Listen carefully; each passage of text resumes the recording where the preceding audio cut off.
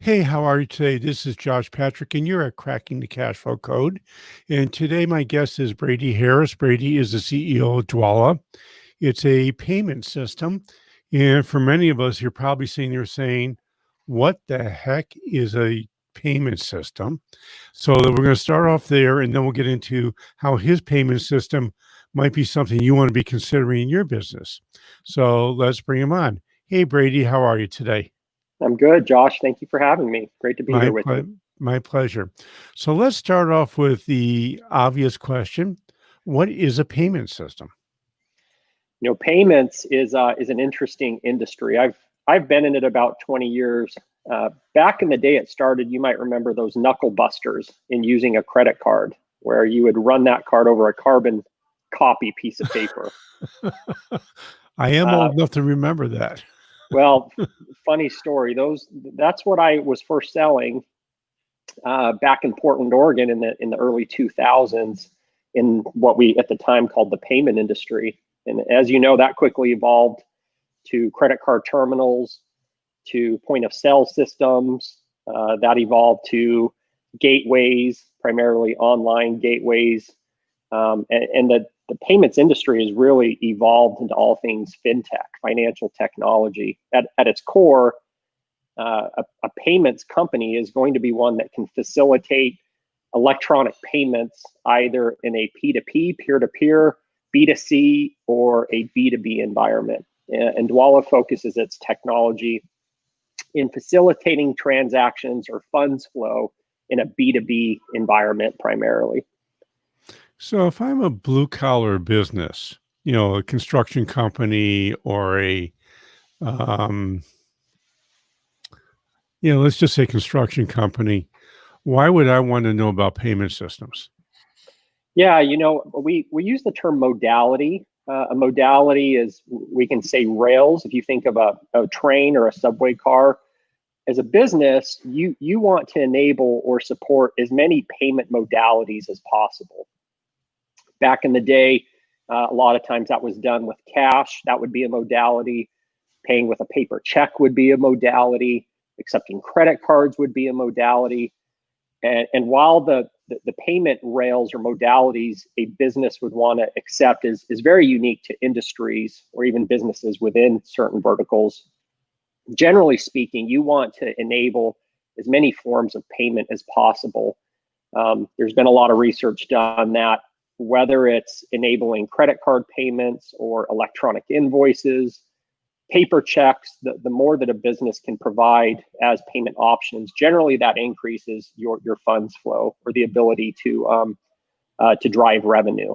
So payments as a whole is just a way to make sure that you have cash flow coming into the business. So what would the difference between a B2B, which is business to business payment system, versus a C2B, which would be a consumer to a business payment system? Yeah, that's a great question. If you think of a B2B transaction, that might be, you referenced maybe a construction company or an HVAC, maybe a landscaper. A landscaper would have vendors that business might do business with on a regular basis. Perhaps they buy equipment, or they buy fertilizer from another business. So a B2B transaction would be where one business needs to send or receive funds with another business. Obviously, in a B2C environment, business to consumer, we're all familiar with that. That could be a situation where I use DoorDash or Uber Eats, and I order a meal. I actually just did that last night with my family. And Uber Eats facilitated a payment through their app, where in a B2C environment, I can buy a pizza or a meal, and that app or those funds flow will transact through their technology, essentially debiting my bank account or my credit card and putting those funds into that of the businesses. So if I'm a construction company, let's say I'm a plumber, and I go to your house and I fix your plumbing, what kind of payment systems would that business want to have available? Well, a couple things that one would consider, in the payment space. Primarily, my 20 years has been in companies and environments where we focus on the Visa and MasterCard rails. So if I go do plumbing work, and I'm a plumber and I charge my customer $200 for the services rendered, I might have some kind of either credit card terminal or a gateway where I can capture the credit card information of my customer, where that processor will debit the funds from the card issuing bank and deposit that $200 into my business bank account as the plumber or as the plumbing company. Again, you'll want to consider how fast do you need your funds. Visa and MasterCard generally take 24 to 48 hours for those funds to be deposited. ACH is a much cheaper way, typically pennies on the dollar, whereas a credit card transaction is going to be 2.5% to 3% of the transaction total. And so you'll want to consider how fast do I need my funds, how much am I willing to pay for that service, and then make sure that that modality is appropriate to the customer. An ACH transaction might require that one captures a bank account number, a routing number, and that may not be the best modality maybe for a plumber to work with a consumer in their home, whereas that consumer is willing to pull out their American Express or their Visa card, and that's a much easier. So it's really dependent on that industry type and the nature of the transaction itself. So if I'm writing physical checks to somebody in another business, I could use your system and not write physical checks and just go through the ACH system instead, which is the electronic banking system that people use for payments. That's right. Yeah, I'll give you some vanity metrics. So in Q1 of 2020, we added through our platform about $5 billion in gross payment volume, meaning that our clients and the funds or the transactions flowing through our clients utilizing our technology, we added about $5 billion that was net new to our platform. And that represented about 1 million new net users, or close to 1 million new net users. So what will happen is that plumbing company will come to Dwolla. They might have a website, or maybe they've developed an app, and they say, we don't want to take credit cards. We don't want to give up 3% of every transaction. Maybe credit cards take too long. We need those funds quicker. They say, we don't want to take paper checks because that's antiquated and those checks may bounce and it takes 3 to 4 days for it to clear the bank account.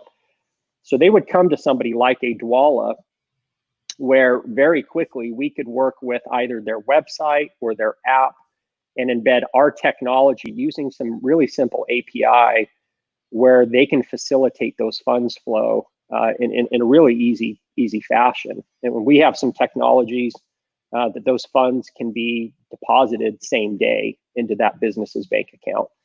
There's a new technology, push to debit or RTP, real-time payments, that's actually on our project or our product roadmap, where very soon we're going to be able to push funds almost instantaneously. So those are some really exciting, more payment-specific technologies that just enable faster payments at pennies on the dollar, especially versus credit cards. But we have, using your example of a plumbing company, we have close to 400 businesses today transacting on our technology, and even more downstream from that. And we have about 50 to 60 businesses a day that will register for our product, that wants to play in our sandbox, get familiar with our technology, and that we hope ultimately will transact using our platform. So we have quite a bit of what we say organic demand or interest in our product. We think that it's really exciting, and we just see that gross payment volume and the number of new users coming to Dwolla grow every single day. So it sounds to me like what you're doing is pretty complicated, meaning that I'm going to need a programmer to set this thing up to take payments on my website or my mobile app or whatever I'm using. Am I correct in that? That's a really smart question. Transparently, Dwolla, the way that the product was built to be what we had called a programmable payment solution. So we have some pretty sophisticated clients that come to us. For example, the Bill and Melinda Gates Foundation is one that we've partnered with and worked on some really complex solutions for payments needs that they have. We have financial institutions come to us. So our product is very technical. It can do pretty much everything. In my humble opinion, from an ACH standpoint, we have more capabilities than I think any other ACH product in the world. And so we can solve very technical, very complex solutions.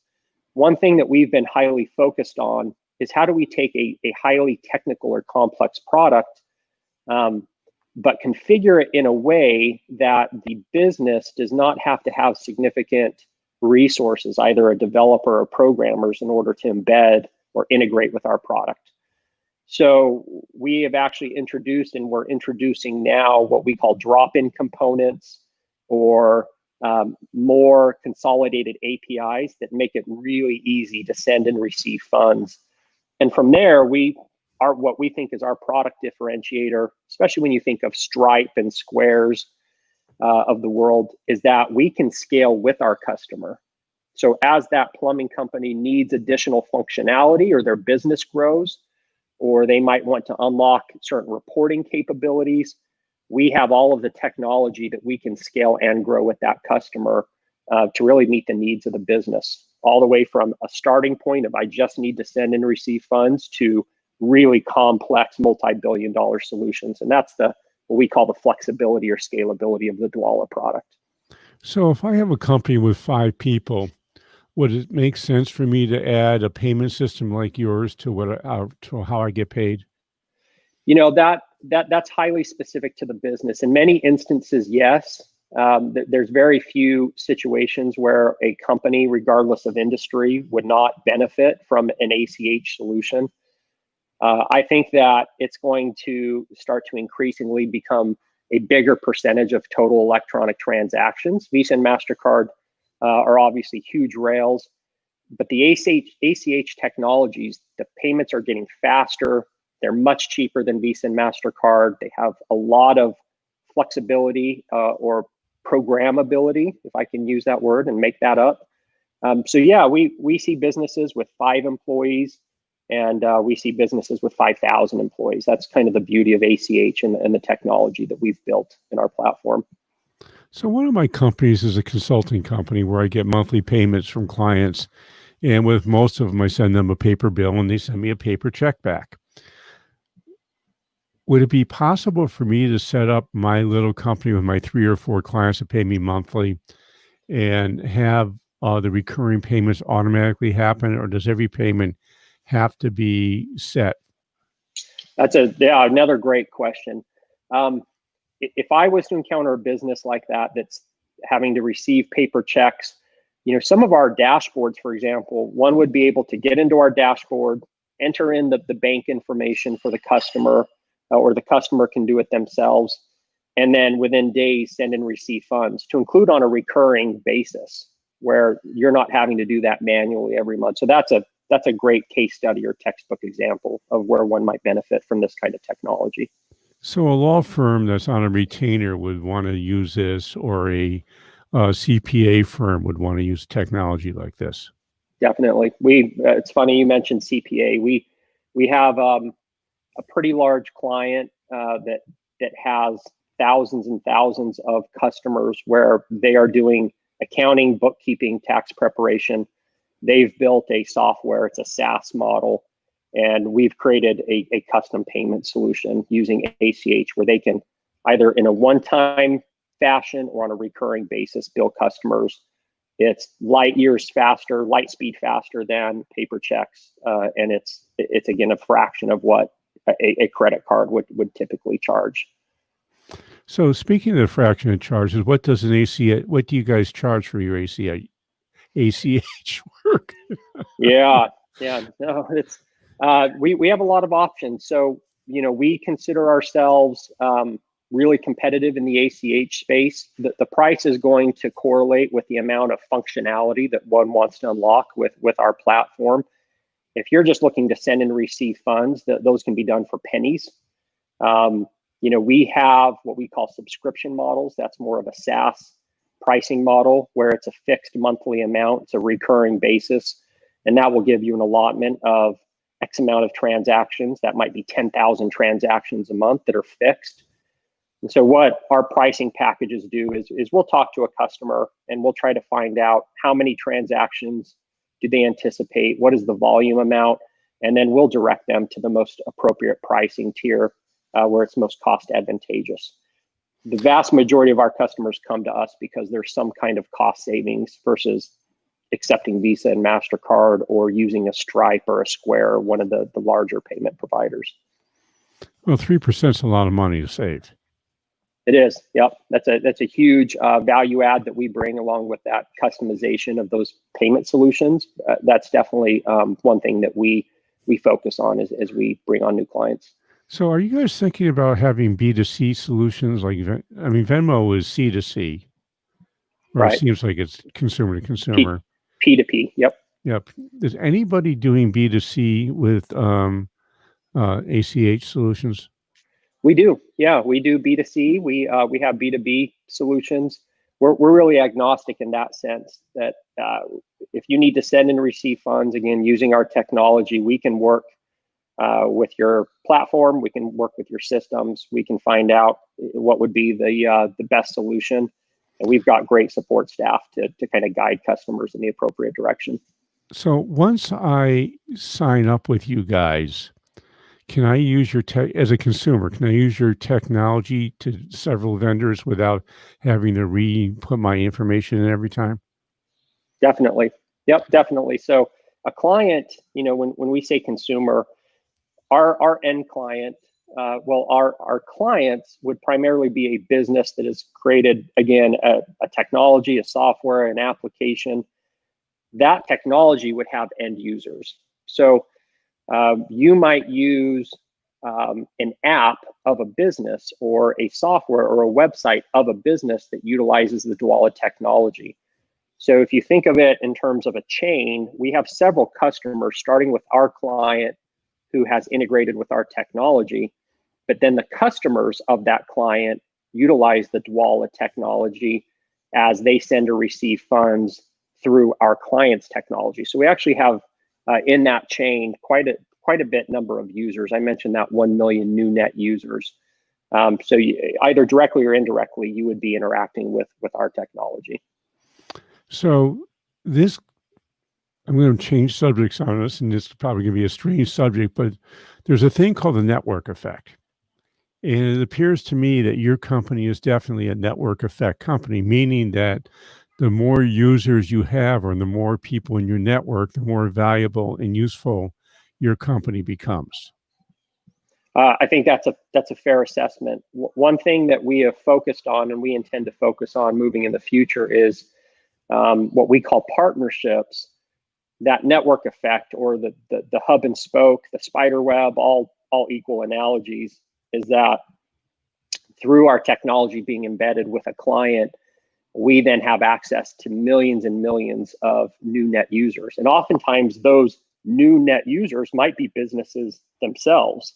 So there's a lot of ways that we can leverage our technology downstream to a lot of customers using some of the partnership programs that we have. But that's a great thought that you pointed out there. So is there going to be some technology coming down the road that makes it easy for the consumer to put their checking account information into apps like yours? Yeah, that technology exists today. I always use this example. There's an app that allows you to, it's essentially a brokerage account where you can sell and buy stocks on the stock market using an app on your phone. Well, as part of the onboarding process with that app, one would enter in their checking account number or their savings account number and the routing number of the financial institution that they use. That's a self-driven onboarding process. You do some micro deposits to verify those transactions can be sent and received, that you have that account right. But that would be an example of technology that we do. We can confirm those bank accounts. We can confirm the identities of the users. And that's all at the core of our product, where we would be the technology in that investing app itself that's sending and receiving those funds. So it seems to me a technology like yours would be easily a replacement for debit cards. Definitely. Yep, definitely. We our our teams that really consult new customers on the best modality and how to take advantage of the Dwolla platform or network, we'll ask some of these exploratory questions. How do you accept electronic payments today? Do you accept electronic payments? What is that business's type of client or customer they engage with? How quickly do you need funds? Asking some of those exploratory questions. Again, our goal is to provide a solution that's it's a cost advantageous solution for the business, allows them to get money faster, for less money, to just open a modality that most likely doesn't exist today. And we take a lot of pride in the fact that we enable entrepreneurs and creators to really grow their businesses. So I have time for one more question, and I want to go into the wonderful world of refunds. Because if you're going to be in the online world, you have to have some way of refunding or guaranteeing products for people. So with credit cards, they know how to do refunds. How do you guys handle refunds? You just go into the bank account and pull money back out? That's very client specific. We have applications that allow for the tipping of the service industry, right? Where you may be in a retail environment or some kind of service space. So that would be a different refund capability that they need versus one that is in a B2C environment. So when we say send and receive funds, the client, the customer or the business that has integrated with our product can drive those transactions, either sending or receiving funds to include refunds or debits. We provide the technology. The driver is going to be the customer that is integrated with our technology. But the funds flow in either direction is a capability of our product. Cool.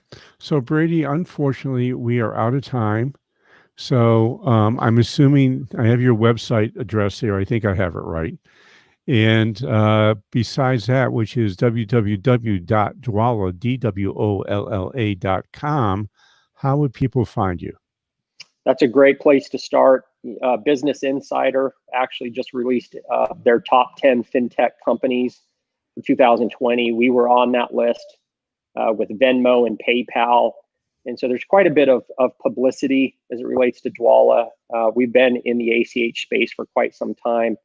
But we would love it if people visit us on the website. A quick Google search will direct them towards us. We'd love to engage and speak to anybody who's interested. Sounds great.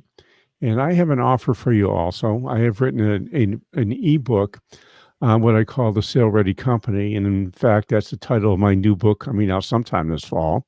It's finally written and we're doing the final editing on it. But what the Sale Ready Company talks about is the 8 steps you need to be taking to have a sale ready company.